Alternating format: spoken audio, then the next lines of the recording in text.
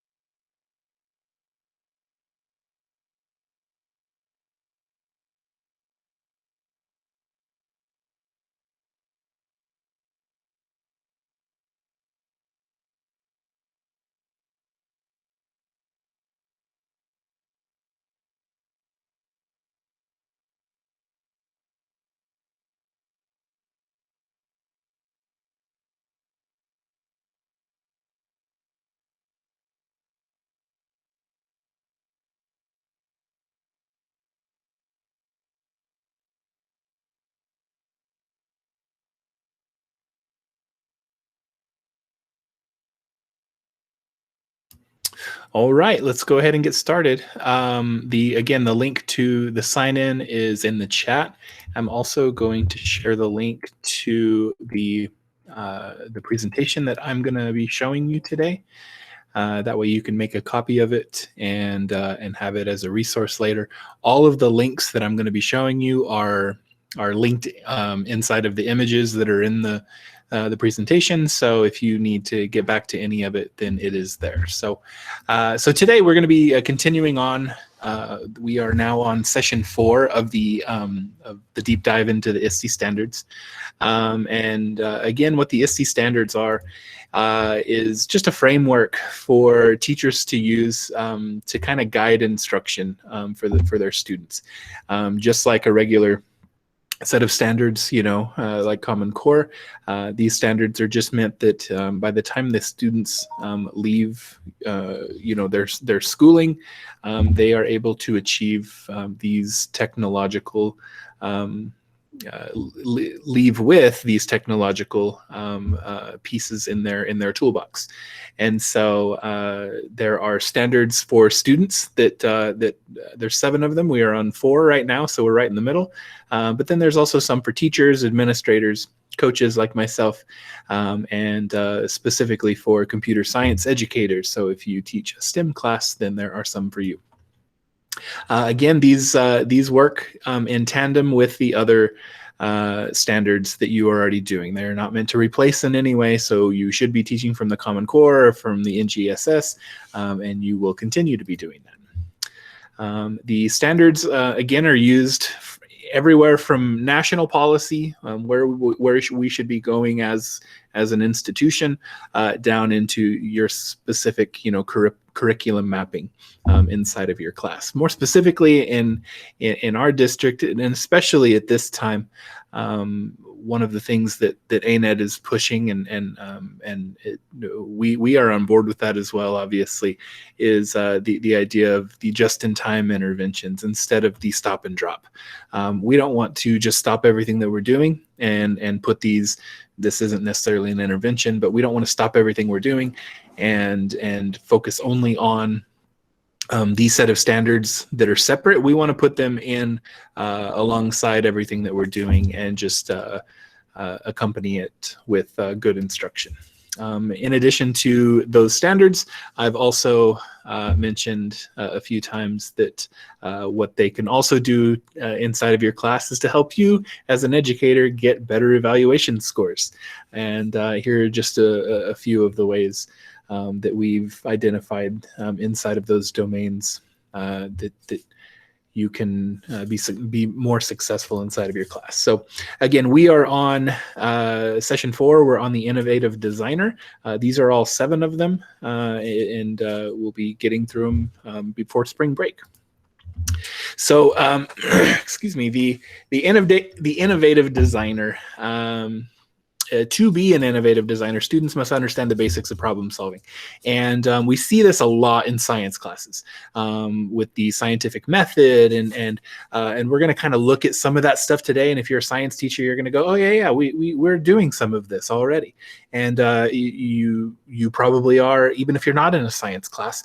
But what this is going to kind of prod you to do in a way is to be more intentional about it, and to really look at it in a way that that guides your thinking as you are designing these lessons, instead of just, yes, it's the scientific method, yes, we're doing it, but how can you really be, use that with fidelity and guide the problems that are happening inside the class. And if you're not in a science class, the idea is that we still want to use some sort of problem-based design structure. And so again, we'll get to that here in just a second. So a couple of first resources that I wanted to share. This is one that when we're looking at an innovative design philosophy inside of the classroom, this is a great tool to help you with this. So it is a toolkit that you can click on, and let's see, let me view the tools here. And here's the appendix, but you can start to see, here's, phase 1 of building your team, and phase 2, define your aspiration, and you can go through these things on your own time. Again, I'm not going to go into each detail with it, but again, there's little things to read inside of here. There's little, it's just things to add to your toolbox as far as being an innovative designer inside of the classroom. And so I do recommend you kind of checking this out, and there's a lot to learn. So here's, some that 30 minutes, here's an hour. You can spend a lot of time in this. This is not something that you're just gonna pop off in an afternoon, but I would recommend checking it out. So that's the first resource that I wanted to share. And the second one is more designed just for kids. So it's called Kids Think Design. And let me open this. It is a little bit older of a website. It hasn't been updated as much, but it still has some really good stuff in it. And so the kids can kind of take a look at different things of being, what is it to be an innovative designer? For example, if we look at graphic design, they can click on that. Here's some information. You can actually meet a designer, and from what I've seen, they try to have females, minorities that they are showcasing in this to get out the idea that it's anyone that can go into these things. No problem, Yolanda. We'll have the video posted. So I would recommend checking this out. And again, this is a great one to maybe throw in just a few minutes. There's not much information in each one of these things, but it's designed for the kids to kind of take a look at. So here's graphic designer. Here we can meet a designer. We can take a look at this is Ying Ying Lu, Leonie, there we go. And so there's a few things that you can do on this website, and I think it's well worth your time. Did I even share that? I didn't share that, did I? I did one of those things where gosh, I'm going to open it up one more time. All right. So here's what it looks like. The Kids Think Design. Here's the fashion design. And so it's a little bit of a different one. So it goes into the the design elements. It kind of takes a look at young designers. Again, here's quite a few things of meeting the designers. These are different designers than the one that I talked about just a minute ago. Anyways, it's a good website. So I apologize for not sharing that correctly. That's a trend with me. All right, so here we go. Let's take a look at, again, this standard, just like most of the other ones that we've come across, is broken up into 4 pieces. So this standard, while being an innovative designer, there's pieces, there's elements to it that that you kind of want to meet along the way. Some of them kind of color in each other's lines a little bit, but I think it goes in a way that is different for each one. So these all come with videos, so I'm going to open this video and be quiet so you can listen to it, and I'll share the correct tab this time. Students know and use a deliberate design process for generating ideas, testing theories, creating innovative artifacts, or solving authentic problems. The students are attempting to determine if estrogen can act as a preventative to the degradation of dopamine-producing neurons in the brain.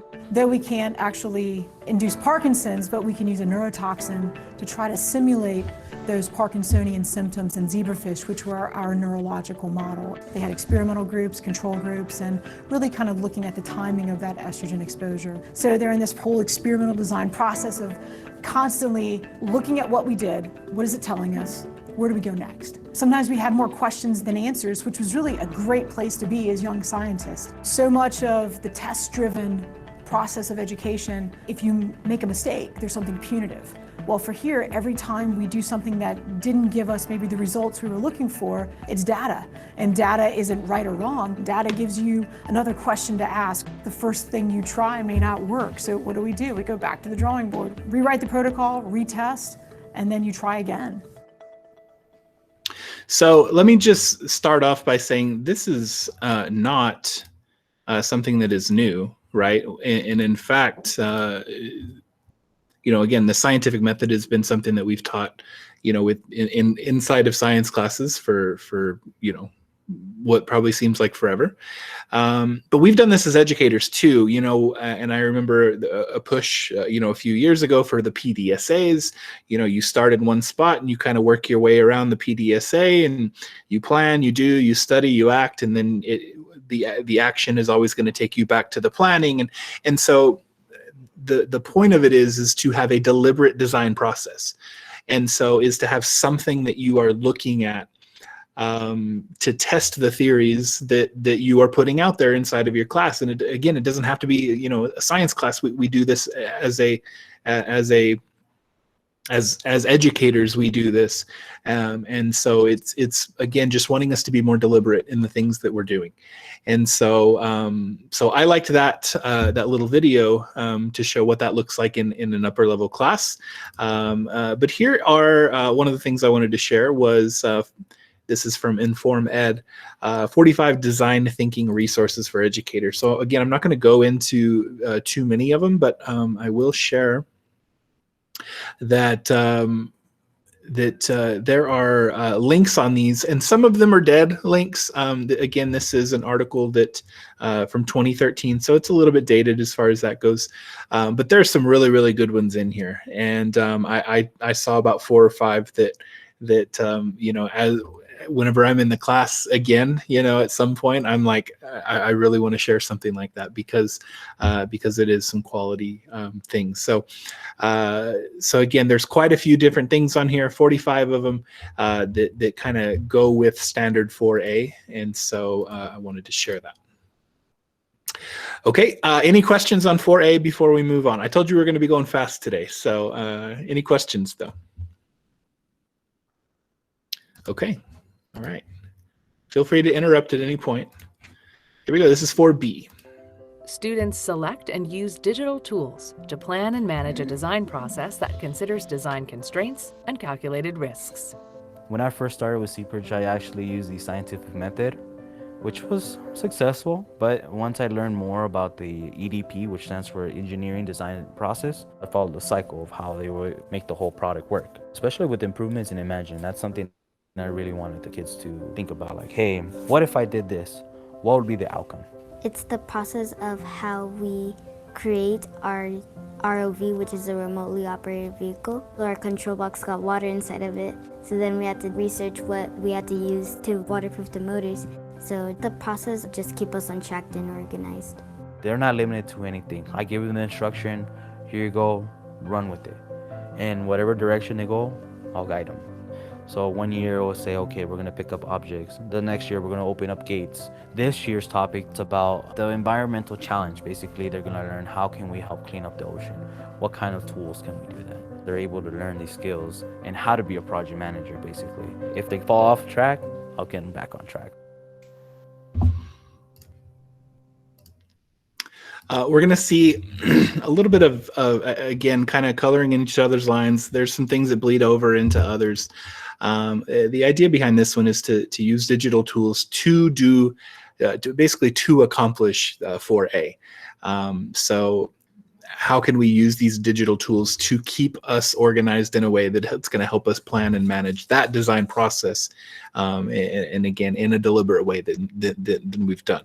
I really like that video. The next one I think is an even better video, but I really like that video because it does show the open-endedness of what this could look like, because again, he kind of gave some instruction and let them go off, and they found their own problems. They found their own issues that came along with the thoughts that they had along the way. So then they had to kind of learn from that and go back into that design process.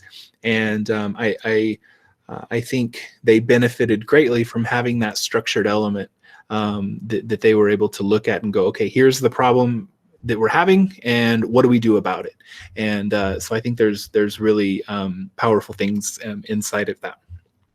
Just like the last one that were a little bit more designed for educators, this is design thinking for students, and it is different tools, apps, and websites that you can check out for design thinking. And so there's quite a few that you can see.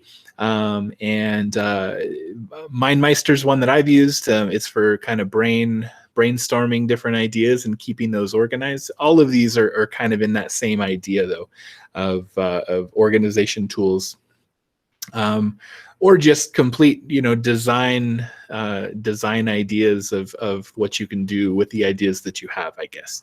And so there's quite a few things here for you to check out. There's the Kids Think Design that we were checking out just a bit ago, but there's these are all tools for students that again, you can probably get lost in here just to go into it. It does tell you right here at the bottom what age group they're kind of geared towards, as well as whether it is free or paid.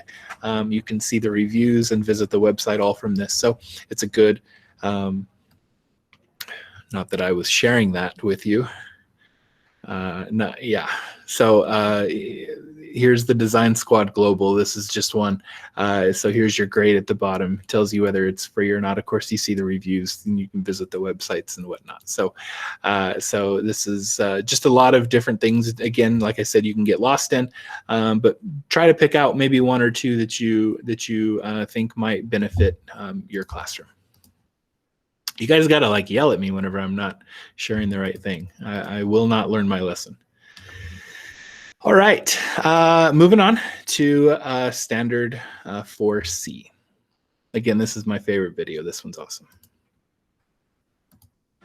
Students develop, test, and refine prototypes as part of a cyclical design process. Today, my orchestra kids and advanced band kids will be using their traditional acoustic instruments, and they're going to be trying to augment them with a digital interface. That's perfect, but you just need to limit the amount of repeats you have in the coding. This started out as introducing non-musicians to music by them creating their own instrument and something easy to interact with. Now try touching it. See, now you're triggering it. So now what I would do is I would connect the rest and then get a way to attach this to your violin, okay? They actually reflect on their design, and that reflection is what drives their next prototype, obviously, and that's where the real learning happens. So that's something you would need to address in the next prototype. What is causing your prototype to not play consistently? So let's take a look here. But I learned so much from the students as well. I'll have my lesson planned out, expecting to go this way, and then I'll have a student say, well, what if we tried it this way? I'm like, what if we tried it that way? That's a great idea. You changed the sound. You distorted the violin. Now you can play rock violin. So bringing arts students, music students into the makerspace helps students that may be creative with the arts feel more empowered to be creative with technology. If it fails the first time or isn't good the first time, guess what you get? You get a second chance to make it right.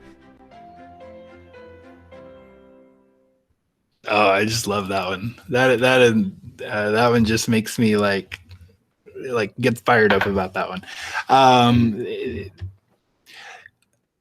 The reason why I think it's so good is because it shows that this type of design thinking can happen in any sort of classroom.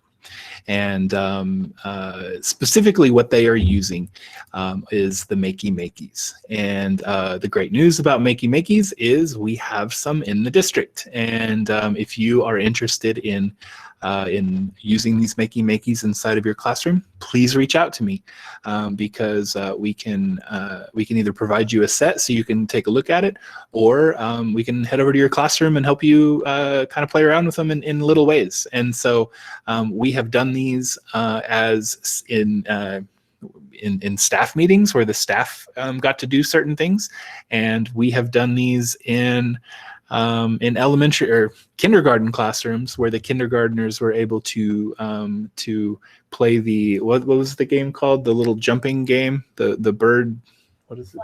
Flappy Birds, if you guys ever remember that one. Flappy Birds, where they would touch a banana and it would jump. And so they got to kind of see the hands-on nature of these things. So they were using it in a music classroom. We've used them in our district in elementary, kindergarten classrooms, all the way up to staff meetings for adults. So they are they're an excellent tool. And again, we have some. I'm looking at them right now. They're in the corner of my office, just staring at us, hoping to be used. So reach out, and you don't have to order. You can just shoot me an email and say, hey, I wanna get involved with this. So. The last standard right here, and I'll have a couple more resources to share, and then I'm going to let you guys get back to it. So here we go. Students exhibit a tolerance for ambiguity, perseverance, and the capacity to work with open-ended problems. We started with reading a book, and that introduced the real-life problem. In the story, they needed to build a bridge to save the class. So as they were designing their bridge, we wanted to incorporate money. That's a very abstract concept for young children, and the more we make it real for them, the better that they learn it. Yeah, 1 cup is 15 cents, sorry. So as they were deciding what they needed to buy, how much they needed to spend on their limited budget, they had to really work together, build their bridge, and then test it using the robot. The technology that's available to help people out of a dangerous situation so they didn't have to test it themselves. These abstract concepts are very difficult for them. Having the materials out on the table that they could see and knowing exactly what the cost was in this lesson, that gives them that extra support too. Give them the tools that they need in order to succeed. So one of the lessons that Connected Math, if you remember Connected Math, used to have, I believe it was a 7th grade lesson, was building a bridge. And these guys, much younger than 7th graders, and they're learning it in a different way. But I love that they took the element of building a bridge and they really made it more open-ended. They had that design process built in where they were having to come up with a prototype and they were having to draw things out, but to take that even a step further and say, okay, now you got to buy your materials and you have to keep it under budget, like whoa, that for kids, that's it's just really cool to see. The idea behind Standard 4D though is the perseverance, and one of the things that this brings to mind is the standards for mathematical practice. When I was first getting into teaching, it was a few years in, it was starting to get towards the Common Core, and one of the things that I always struggled with was how can we teach perseverance to kids? Because that was one of those things that I struggled with, is wrapping my brain around how I, as a teacher, am supposed to be teaching math, but yet I'm teaching perseverance along the way. And And what I failed to understand at the time was that we were missing these design elements, these ways of when you come up with a problem, the kids they don't know how to fix it, but they know where they can go to get started on fixing it. And so this kind of ties a bow on everything, this idea of perseverance, and because we are providing them with these tools along the way that are going to help them, and where they go with it with these tools is something that's going to be taught along the way. So I'm going to mention this at any point that I can, probably in this series, but Threeact Math is one of the things that does this better than anything that I can imagine, especially in a math class. They are open-ended problems. And so whenever we talk about real-world examples, that's what the Threeact Math problems are completely built around.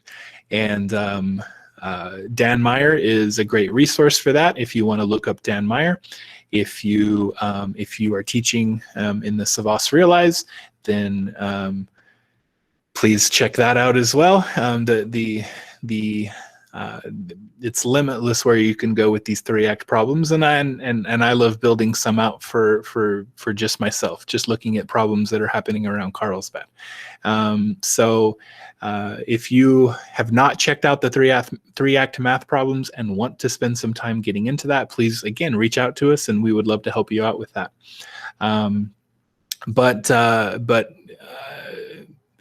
That, again, like I said, that kind of ties the bow on everything of we are teaching perseverance because we're giving them the tools that they need to know what happens when something doesn't go right. And it's no longer, as educators, it's no longer just giving them, a set of 20 problems and saying, you need to get these done before tomorrow. It's giving them one problem and saying, we don't know where to go. What can you do as our learner, to help us get there? And of course, they're learning the same things along the way, but they're doing it in a way that contextually is a lot more important for their benefit. So that's all I have, ladies and gentlemen. I'm going to share out the sign-in sheet. I know Mandy's been popping that in. And I see a lot of questions that I missed. So let me go over to those one sec. I'm sorry I missed those. There is the sign-in sheet, and here is the copy of today's. Sorry? It's not the correct link because it's missing PD. Oh, that's not the correct link. I don't know how that got lost along the way. So let me share the one that Mandy's been sharing. There we go. She shared it. And let me share the copy of today's lesson as well. I am really sorry that I missed these. Apparently I was scrolled up on my text, so I thought everyone was just being super quiet, but no. Michelle Robertson, you have Makey kits. They really are awesome. Can you spend some time? What are some things that you've done with those? So we've connected, there's the website that different ones you can connect with, and yep. They've played Flappy Bird with the banana. They've played a piano with bananas. They've used gummy bears to play the piano. We made a pizza scream, and it just is really fun stuff. What is it? Scratch, I think, is what I used. Yep. And I haven't used it in a while, but we had for a while, we had an after-school program, and we had gotten that kit and used it with that after-school STEM program. And so that it was a lot of fun. The kids liked it. They would, we'd set up a whole table before having a STEM night, and kids would come, and it surprised them to touch a gummy bear and hear a note. So it's a lot of fun. And there are, like she said, there is a website that you can go to. There's a lot of stuff out there by now. I mean, Makey's, they got pretty big, and so people created a ton of stuff. If you go to YouTube, if you just search Makey, I mean, all sorts of stuff that you can just come across of projects that other people have done. But it does integrate really well with things like Scratch and a couple other things that let you really kind of take it in your own way. So it can be as small, again, as just connecting it to a game that's already been created and just kind of teaching circuitry to kids and having them understand, that this has to be, grounded in order for this to actually function correctly and so forth, or, much bigger projects that are fun for everyone. So again, yeah, if you would like to get a kit, then just let me know and we can make that happen. So. And are there 12 units in the kits that you have? 12 little Mickey Mickeys? There, I believe so. I haven't taken a look at and it's been so long time since we've opened those, but I believe so. They're the full kits, and so I believe 12 is correct, is what we have. But we have multiple ones. So not that we have any more than 12 kids in a class right now, but if you are back to your regular class and you want a few more, we can accommodate that. Cool. So. All right, ladies and gentlemen, the last slide right there. If you want to take a look at more from the ISTE standards, you can go to iste.org/standards. This will be posted if you want to review some of those things, and the links have been provided so you can take a look at them. I'm going to be hanging around for a couple more minutes for any questions that you may have. But again, I just want to thank everyone for being here this morning. I got you out in half the time that I normally do. So I hope you enjoy your morning and get some good lessons built today that I know that you guys are needing time for. So again, thank you for your time, and I hope you guys have a good rest of your week.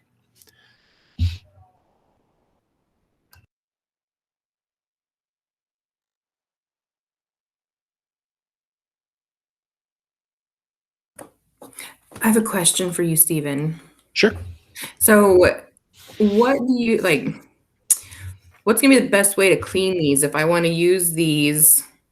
Like, I only have 12 kids. I mean, so for me, I'm okay. Like, I can just use these 12 and they have their own assigned one. But for those that have, they're gonna have 12 on Monday, Tuesday, and then 12 on Thursday, Friday, because I do like Mandy does. And so, I would, she would need what, 14 or 15? I don't remember how many she has, but I don't know if I would give one to every student. Well, you would have to with this. Gosh. That's such a good question, and we can pull from other ones, right? If there's a class that does have more, we can have right. one set that we kind of borrow from and go like that. That's a really good question, because you can't just spray them. You can't just spray these their circuitry. Let me ask around and kind of see and get back to you. That's a really good question that I haven't thought of. So. Yeah, I totally want to use it. I mean, and I know, for like I said, for me, I would be okay because I don't have two sets of kids in the room. I only have one set, so I'd be okay. But like, for Renee, I want her to use. I'm gonna want her to do some too. But she's got, I don't even know what her breakdown is. It's like 9 and 9 or something. So. Right. Yeah, we'd have to look, and but let me take a look at that and see. Yeah, Thanks, and I'll get back with you. Yep. All right. See you later.